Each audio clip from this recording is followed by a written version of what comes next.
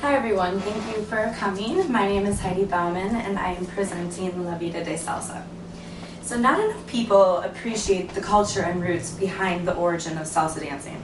The origin is quite controversial since many ethnic groups from all around the world have contributed to the styles, helping make the dance and music extremely popular and continuously evolving.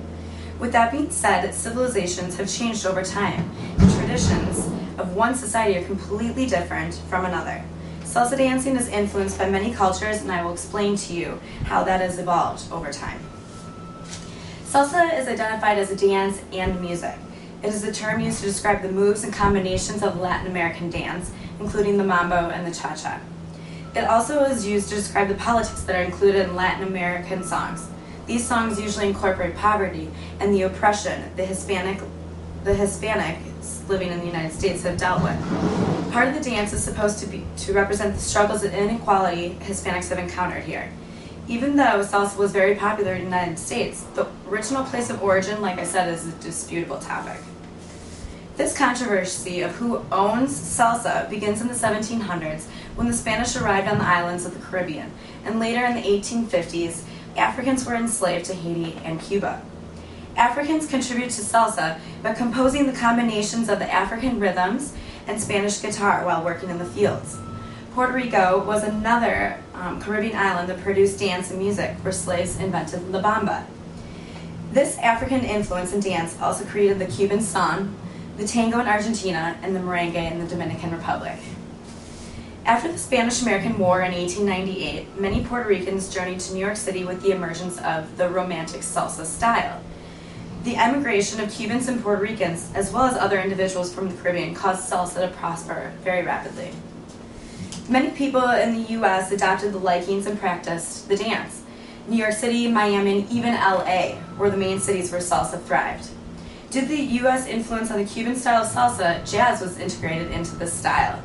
Miami was another city for Cuban refugees to settle in when they were deported after the revolution.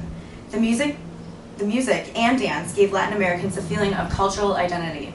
Salsa music brought unity between U.S. individuals and Latin American immigrants, even through all the difficult times. Not only was salsa influenced in the United States, but it was also dominated in the city Cali in Colombia. Escaped slaves from the Caribbean islands came into the country, which contributed to the entire music and dance and Colombian style of salsa is present in many clubs today. The unstructured steps and heavy use of instrumental sound is significant to Colombia. In Cali, many teenagers were interested in salsa and revealed new moves that were faster and incorporated really high kicks into the movement. This style is unlike any other Latin American styles. Colombians believe when facing hard times, music and dance can calm people down, actually. There are many styles of salsa, each inspired with a different culture. In the Caribbean and Latin America, salsa dance emphasizes the slow turn and circular movement, unlike the fast movements in North America. Colombian dancing, like I said, is light, with different kicks and couples sweep across the floor.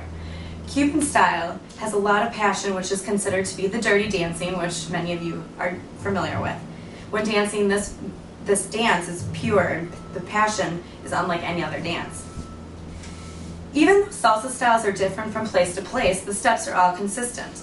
Salsa is danced to a 4-beat count, using 3 steps, each 1 beat long, and the last beat is either a kick, pause, or clap sometimes. Hip action and small, short steps are very important, as stated in the article I read called Salsa and Merengue. And just to humor me, I will demonstrate just a quick little step. You go 1, 2, 3, 1, 2, 3, 1, 2, 3. Salsa continues to change due to it being part of a cultural identity. Like I said before, the exact history and roots is very controversial. Salsa either originated from Cuba or Puerto Rico. However, New York City and the Latino population living there influenced the dance heavily, which is the main style of salsa that we know today. Some people argue that no one owns salsa, but at least we can all possess it. The central movement of the dance and passion are key elements. One author, called Summer, stated, "Salsa is more than dance, it is a life. Salsa is an addiction, where you become danced by the music."